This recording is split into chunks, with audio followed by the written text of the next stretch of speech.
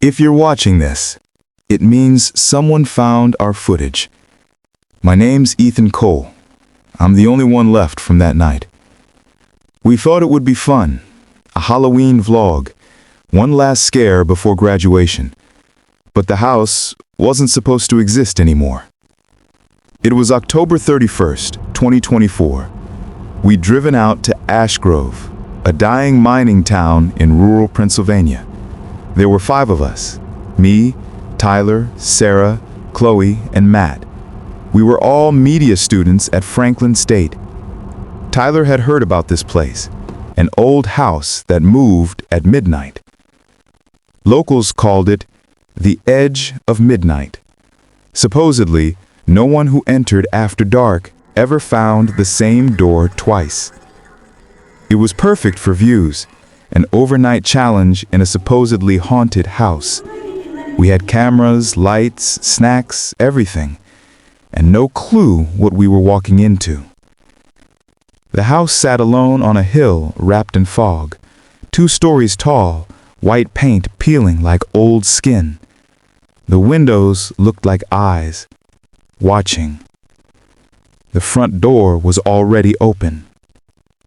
Inside smelled like wet ash and mold. We set up cameras, started joking around. Tyler even made a fake jump scare for the vlog. That's when Sarah noticed something. The staircase. It led to nowhere. It ended right at the ceiling.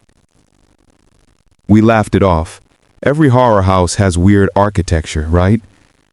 But when Chloe tried opening the front door again, it wasn't there. It was 11:56 p.m. when everything changed. Sarah's phone glitched. The screen flickered like an old VHS tape. Then, the lights went out. Total darkness. We used our camera flashlights, but the hallway had stretched. It was longer. Way longer. The door we came through was gone, and at the end of the hall, there was someone standing there. Same height as Tyler, but not Tyler. It waved at us, slowly, like it was mocking us. Tyler ran toward it. The lights flickered, and he was gone. Just gone. His camera was still on the ground, recording. And when I checked the playback, he was still standing there, smiling. But there was no sound, just the faint tick of a clock. It was almost midnight. We tried to run. Every hallway led back to the same room, the same lights, the same broken piano in the corner, and the same clock, stuck at 11:59. Every time the second hand hit 12, we'd blink and something would change.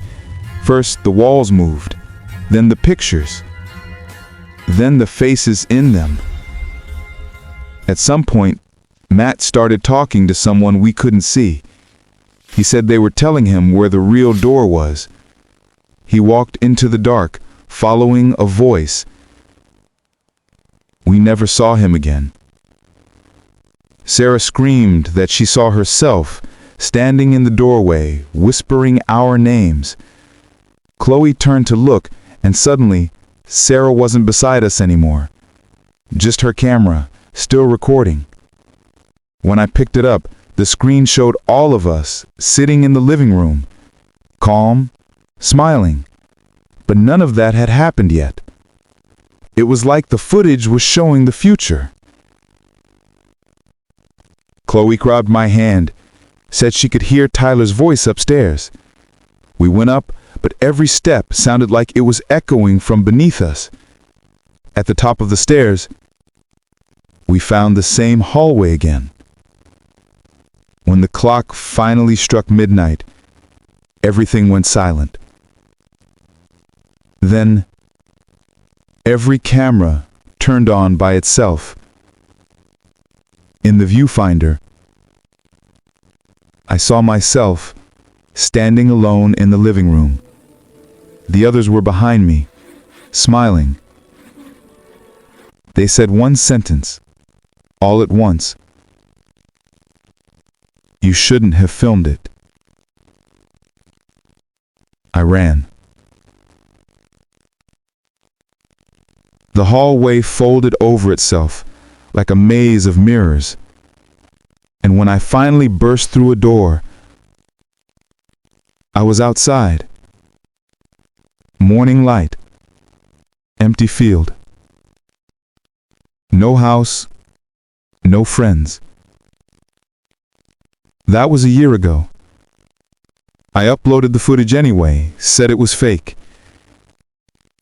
But last night, when I opened my laptop, the file name had changed. It said midnight_2.mp4. And it started playing on its own. Only this time, I wasn't the one in front of the camera. If this video cuts out, don't look behind you.